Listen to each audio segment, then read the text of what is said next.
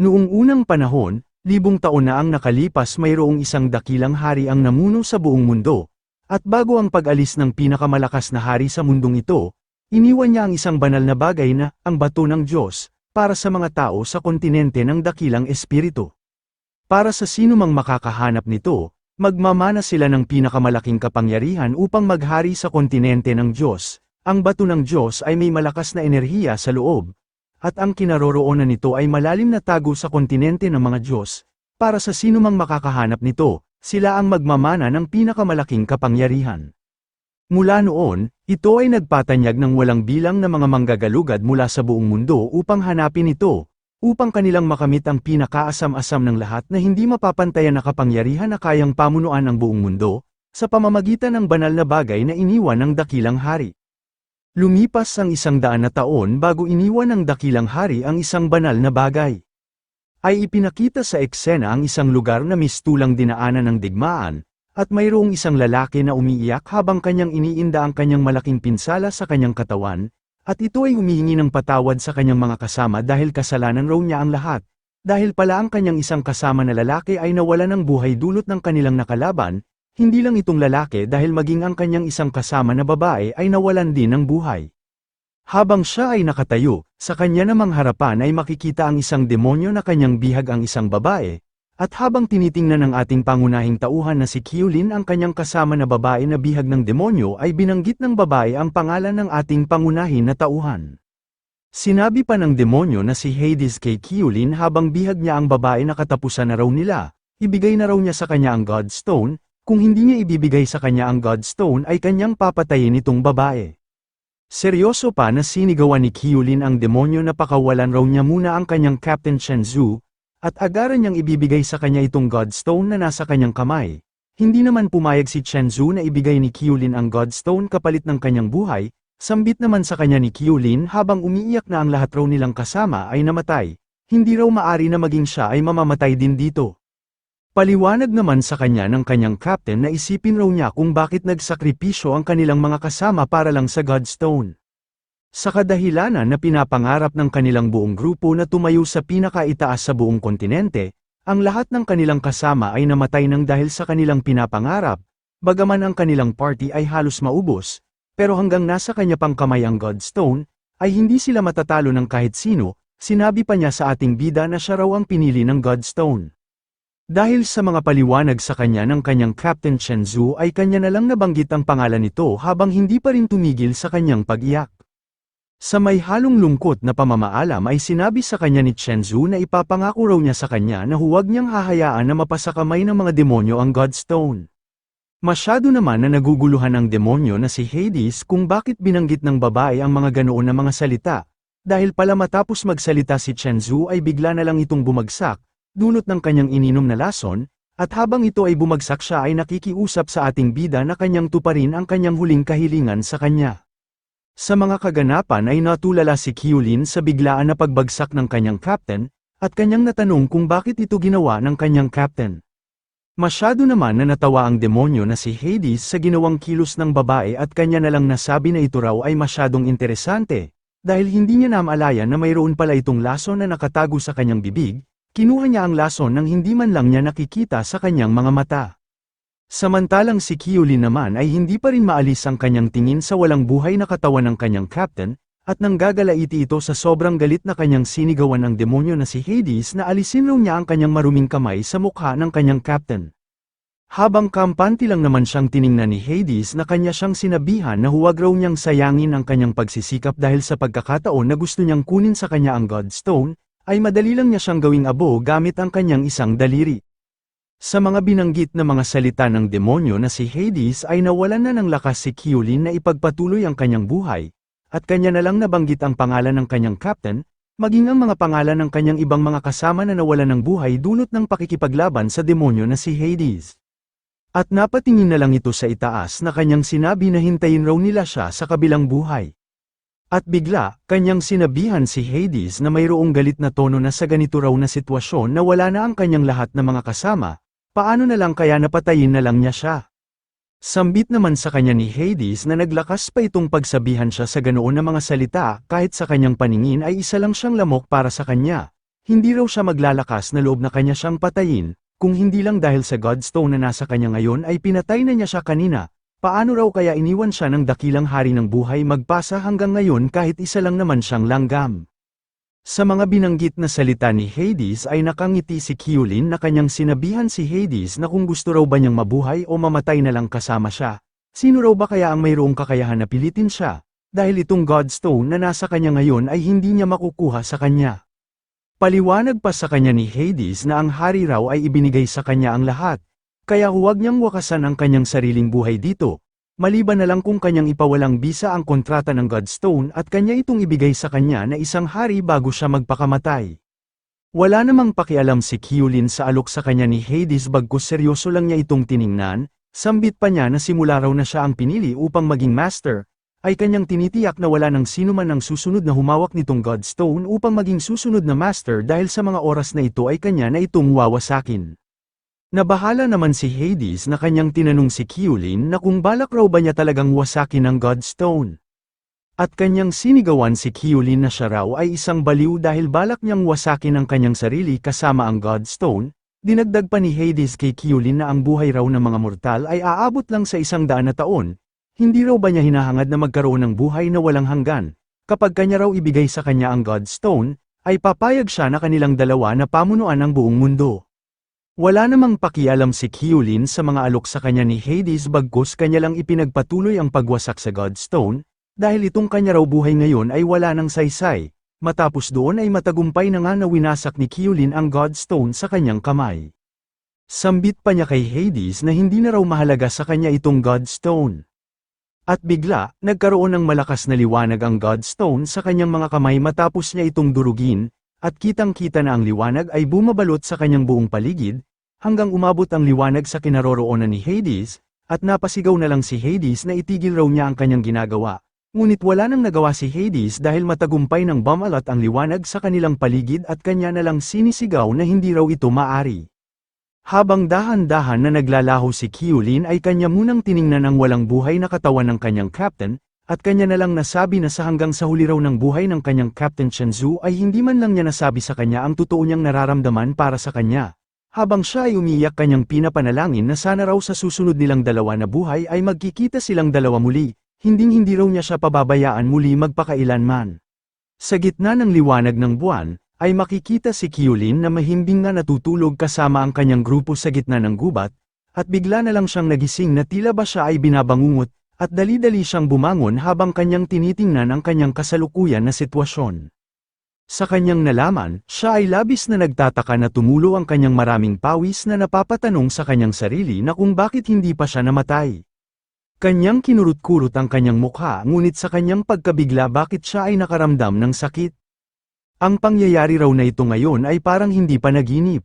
Nang pagtingin niya sa kanyang gilid ay nakita niya ang kanyang kasama na babae na si Hailey na mahimbing na natutulog. Paano raw siya nagkaroon ng kasama na tao na nagmula sa Green Wolf Union? At nang kanyang pagtingin sa kanyang buong paligid ay kanyang napagtanto na itong lugar raw na ito ay tila ang Green Lake Forest sa labas ng Divine King Continent, sabay kanyang ipinikit ang kanyang mga mata upang kanyang pakiramdaman kung gaano na ba kalakas ang kanyang kasalukuyan na antas ngayon.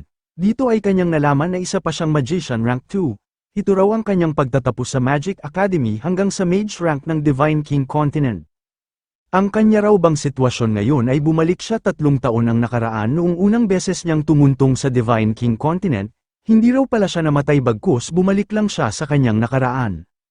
At nang kanyang ipinikit muli ang kanyang mga mata ay mayroon siyang nararamdaman na para bang pamilyar na aura, nang pagtingin niya ay laking gulat niya dahil nandito pa sa kanya ang Divine Core, pero ang labis niya na pinagtataka bakit masyado nang mahina ang aura nitong Divine Core, at bakit magpasa hanggang ngayon ay nandito pa ito sa kanya. Ang mga nangyari raw sa kanya ngayon ay masyadong kakaiba. Sa kabila ng kanyang malalim na pag-iisip ay mayroon siyang narinig na malakas na pagatungal ng Demon Beast na hindi lang kalayuan sa kanya. Sabay kanyang itiniklop ang kanyang kamao dahil itong kanya raw naririnig ngayon ay ang iyak ng isang Black-Wind Panther noong 3 taon sa kanyang nakaraan. Pero ang mga nangyari raw sa kanya ngayon ay hindi na masama, at agad siyang tumayo na mayroong halong tuwa sa mga nangyari, dahil parang siya raw ay bumalik sa Divine King Continent, at sa desperadong tingin sa kanyang kamao ay kanyang iniisip na sa panahon raw na ito ay hindi na siya matatalo pang muli. Samantala agad naman na tinawag ng pansin ng isang lalaki na mayroong pulang buhok ang kanyang mga kasama na mahimbing pang natutulog, sambit pa niya sa kanila na maghanda raw sila. Nagtanong naman ng isang babae na kung ano raw ba ang nangyari, sinabi naman ng isang lalaki, na ang isang beast raw ay papunta na dito. Sigaw sabi pa ng lalaki na mayroong pulang buhok sa kanyang kasama na ang lahat raw na mga kabilang ng Wolf Union ay sumali sa laban at maghanda na sila ng kanilang mga formation. Dahil sa utos ng lalaki na mayroong pulang buhok ay makikita ang tatlo na sila ay lumapit sa isa't isa. Sambit pa sa kanila ng lalaki na mayroong pulang buhok na silang lahat raw ay manatiling nasa malapit. Ayaw raw niya silang magkamali sa kanilang formation. Sa kabila ng pagkataranta ng tatlo ay makikita naman si Kyulin na kanya lang silang tinitingnan, sambit pa sa kanya ng lalaki na mayroong pulang buhok na huwag lang raw itong tumayo, lumapit raw ito dito sa kanila. Natatawa na lang si Kyulin sa tapang-tapangan ng lalaki na may pulang buhok dahil nagpapanggap lang raw itong matapang ngayon. Ngunit mamaya ay hihikab siya sa takot at magbabalak na gawin siyang handog upang maakit ang halimaw habang tumatakbo siya ng mag-isa. Makalipas ang ilang sandali ay dumating na ang Black Wind Panther kung saan sila naroroon. At kitang-kita sa katawan nito ang asul na aura ang dumadaloy. Habang ang kanyang mga mata ay nanlilisik na parabang nakakita ng kanyang biktima. At ito ay naglalaway dahil sa kanyang harapan ay nagsikumpulan ang kanyang mga pagkain. At agad niyang nilagyan ng malakas na puwersa ang kanyang paa upang kanyang salakayin ang kanyang mga pagkain. Takot naman ang lalaki na mayroong pulang buhok dahil kanyang napagtanto na itong beast raw pala sa kanilang harapan ngayon ay isang Black Wind Panther. Sigaw sabi pa ng lalaki na mayroong pulang buhok sa kanyang mga kasama na tingnan raw nila itong beast na sumalakay sa kanila. Ito raw ay isang 5th rank Black Panther. Napapatanong na lang sila na di ba ang lugar kung saan sila ngayon ay ang ligtas na lugar? Paano ang ganitong high-level beast ay pumunta dito? Samantalang ang Black Panther naman ay sumisigaw na parabang kanyang pinapahiwatig sa kanila na sila ay kanyang magiging pagkain. Napamura na lang ang lalaking mayroong pulang buhok na masyadong pinapawisan at kanyang iniisip na kung ano na raw ba ang kanyang dapat na gawin ngayon. Agad na nga tumalon ang Black Wind Panther papunta sa kanila upang kanya silang patayin. Agaran din naman na ginamit ng lalaki na mayroong pulang buhok ang kanyang espada upang kanyang salubungin ang beast na papasugod sa kanila. Ngunit sa hindi niya inaasahan dahil madali lang iniwasan ng Black Wind Panther ang kanyang atake dahil pumunta lang ito sa kanyang gilid upang hindi siya matamaan ng espada, hindi naman makagalaw ang lalaki na may pulang buhok sa kanyang kinatatayuan dahil hindi na niya alam kung ano ang kanyang dapat na gawin, dahil sa kanyang gilid ay naghahanda na ang Black Wind Panther upang siya ay kanyang salakayin. At nanginginig ito na dahan-dahan niyang tinitingnan ng Black Wind Panther sa kanyang gilid, dahil pala ang Black Wind Panther ay mayroong masamang tingin sa kanya na parabang pinapahiwatig nito na siya ang kanyang una na biktima.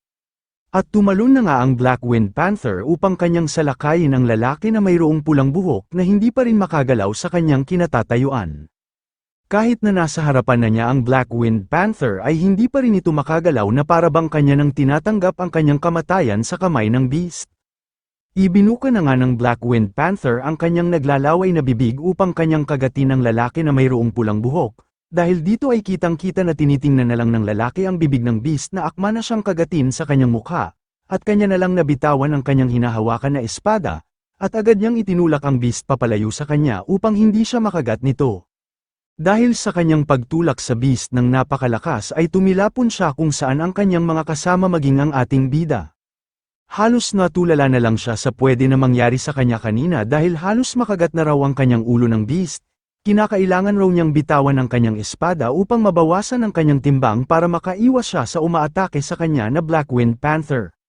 Samantalang ang Black Wind Panther ay hindi maalis ang kanyang tingin sa kanyang mga biktima, at patuloy pa rin ito sa kanyang paglalakad upang lumapit sa kanila. Sinabi pa ng lalaki na mayroong pulang buhok na masyadong natakot nga nandito na raw ang beast papalapit na sa kanila. Tumakbo na nga ng mabilis ang Black Wind Panther upang sabay niya silang salakayin. Dahil wala nang ibang maisip ang lalaki na mayroong pulang buhok ay agad itong lumapit sa likod ng ating bida at agad niyang hinawakan ang balikat nito na humihingi ng patawad. Samantalang ang ating bida naman ay nakangiti lang dahil batid niya na gagawin ito sa kanya ng kanyang kasama. Ang lahat raw na nangyari ngayon ay katulad noong 3 taon na kanyang nakaraan, siya raw ay inaabandona ng bastardo na ito ng napakatagal na panahon. Dahil dito ay itinulak na nga ng lalaki na may pulang buhok ang ating bida upang kanya itong gawing alay sa Black Panther na papasugod sa kanila upang siya ay makatakas. Sinaad pa ng lalaki na may pulang buhok sa dalawa pa niyang kasama na magmadali na raw sila upang makaalis dito. Ang babae naman na kanyang kasama ay nagdadalawang isip na kanilang iwanan ng ating bida, pinaliwanag pa sa kanya ng lalaki na may pulang buhok na ang walang kwenta raw na si Kyulin ay isa lamang rank 2 na magician. Kung mananatili siya palagi sa kanilang union ay nagsasayang lang siya ng kanilang mga pagkain at mga inumin, kung gusto raw niyang manatili dito kasama siya ay hindi naman niya siya pipigilan. Dahil sa paliwanag ng lalaki ay malalim ang kanyang iniisip kung tama ba na kanyang iwanan ang ating bida sa gitna ng panganib ng Black Wind Panther, at dito ay kanyang napagpasyahan na kanya na lang iwanan ang ating bida, at dali-dali ito na tumakbo upang makatakas. Habang ito ay tumatakbo ay humihingi siya ng patawad sa ating bida dahil kinakailangan raw niyang mabuhay.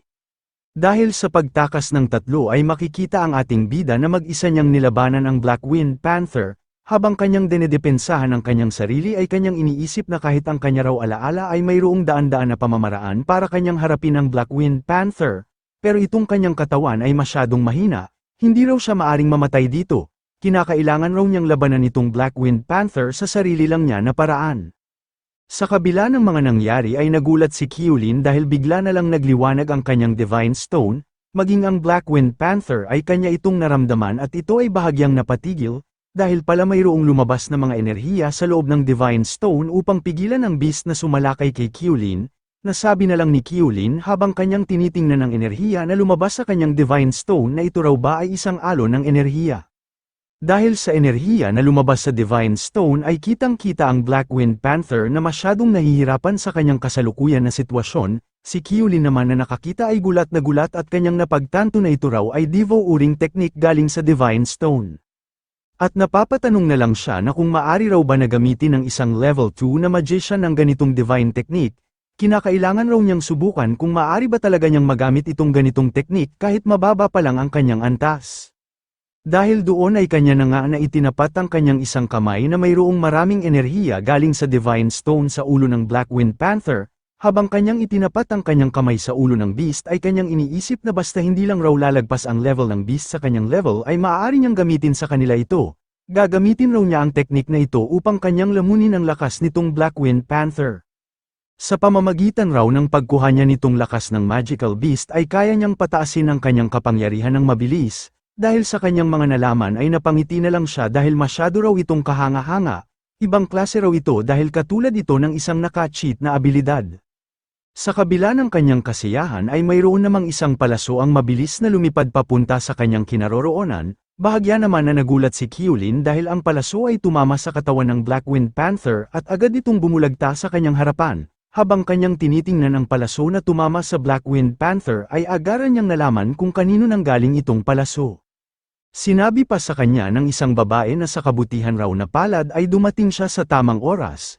Halos maiyak naman si Kyulin sa babae na tumulong sa kanya dahil ang kanila raw President Chuki ang nagligtas sa kanya 3 taon na ang nakakalipas noong kanyang nakaraan, at mula noon ay magkaibigan na silang dalawa. Tinanong pa ni President Chuki si Kyulin na kung ganoon raw ba talaga kahina ang Black Wind Panther, dahil sa isa lang na tama ng kanyang palaso ay namatay na siya. Habang tinitingnan ni President Chuki si Kyulin ay nagtataka ito sa kanyang ikinilos at kanya itong tinanong na kung ayos lang raw ba ito. Dahil pala makikita si Kyulin na kanyang kinurut-kurot ang kanyang pisngi na hindi mapigilan na tumulo ang kanyang mga luha, habang patuloy pa rin na tumulo ang mga luha ni Kyulin ay iniisip naman ni President Chuki na sa katunayan raw ay natakot siya sa iyak ng Black Wind Panther. Gaano raw ba talaga siya kahina? Samantalang iniisip naman ni Kyulin na ito raw ay mahusay dahil makikita niya muli araw-araw ang kanyang President Shisetsu. Matapos tulungan ni President Chuki si Kyulin ay agad naman siyang tumalikod upang makaalis. Sambit pa niya kay Kyulin na masaya raw siya dahil ayos lang siya. Kinakailangan na raw niyang makapunta doon sa Green Lake. Tinawag naman siya ng ating bida dahil antayin raw siya ng kanyang President Shisetsu. Sasama raw siya sa kanya. Sa totoo lang naguguluhan na ako kung ano ba talaga ang totoong pangalan nitong kanilang president kasi ang daming pangalan na ibinigay sa kanya nitong manhwa na ito. Sa mga binanggit na mga salita ni Kyulin ay lumingon naman pabalik sa kanya si President Shisetsu, na kanya siyang tinanong na kung bakit raw niya alam na siya ay isang president, bahagya naman na pinapawisan si Kyulin dahil masyado raw siyang naging excited, dapat raw ba niyang sabihin sa kanya kung ano talaga ang katotohanan? Matapos doon ay kanya na lang napagpasyahan na hindi na lang raw niya sasabihin sa kanya ang totoo dahil wala namang maniniwala sa kanya kapag kanya pa itong sasabihin. Dahil hindi pa rin makasalita si Kyulin ay tinanong siya ni President Shisetsu na kung bingi raw ba ito, sagutin raw niya sa kanya ang kanyang katanungan.